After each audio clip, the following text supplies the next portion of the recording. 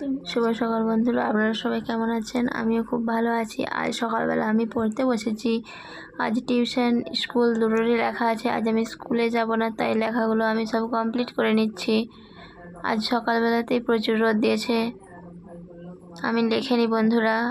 আর মন্দিরটা আমাদের half complete হয়ে গেছে, দেখুন আপনারা। বৃষ্টিও পড়ছে একবার একবার। আর ভিতরে ঠাকুর ঘরটাও আমাদের কমপ্লিট হয়ে গেছে, পাথর বসানোও কমপ্লিট। সেই ছবিটাও আপনাদেরকে দেখেছিলাম, লাগানো হয়ে গেছে।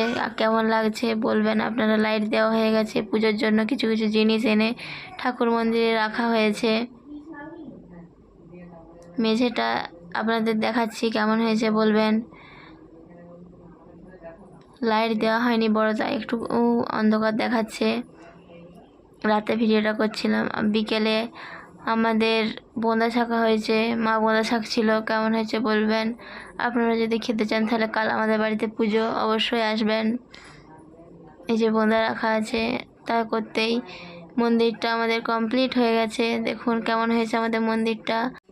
কাল দেখা হবে পুজোর ভিডিও নিয়ে। টাটা বন্ধুরা, পাশে থাকবেন, লাইক কমেন্ট শেয়ার করবেন।